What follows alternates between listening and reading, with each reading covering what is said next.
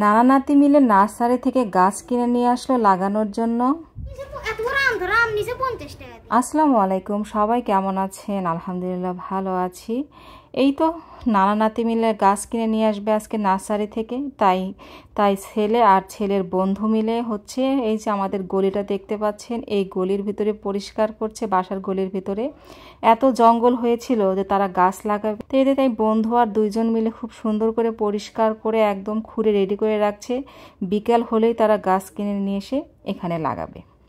তা আমি বললাম লাগাও তাহলে, অনেক দিন হলে লাগানোর ইচ্ছে ছিল। আর ছেলে তো দেখাচ্ছেন হাত দিয়ে কী অবস্থা, বলছিল একটা ওর সাথে যে বন্ধু ছিল, ওর বন্ধু 50 টাকা দিয়ে এত বড় একটা গাছ কিনে এনেছে, ওর সাথে আম ধরা ছিল।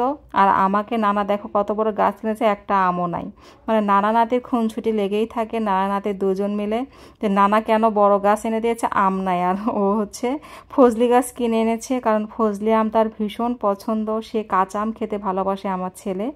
ও হচ্ছে মিষ্টি আম মানে পাকা আম পছন্দ করে না, আর পাকা আম খেতে চায় না, একদম খায় না, ওর কাছে নাকি কেমন জানি লাগে। সেই জন্য ও হচ্ছে ফজলি গাছ এনেছে। বলছে আর ফজলি গাছ যখন কাঁচা কাঁচা আম ধরবে সে পেরে পেরে খাবে, কারণ ফজলি গাছের আম কিন্তু অনেক মিষ্টি লাগে, ভালো লাগে, আর অনেক দেরি করে অনেক দিন থাকে কাঁচা আম।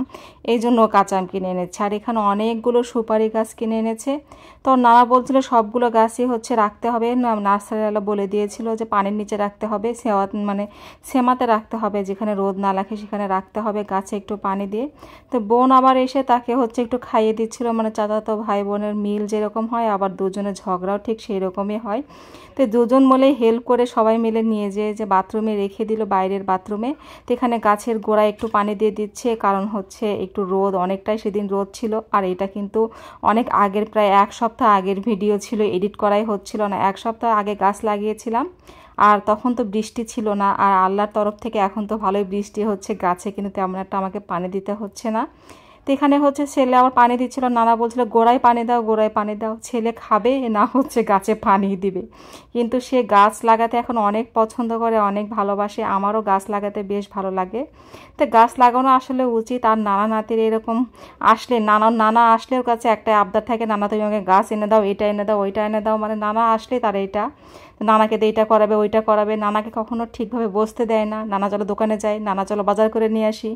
নানার সাথে যত যত তার আবদার সব নানার সাথে। পৃথিবীর সব নানাই বেঁচে থাকুক, ভালো থাকুক, আলহামদুলিল্লাহ আমার নানাও এখনও বেঁচে আছে।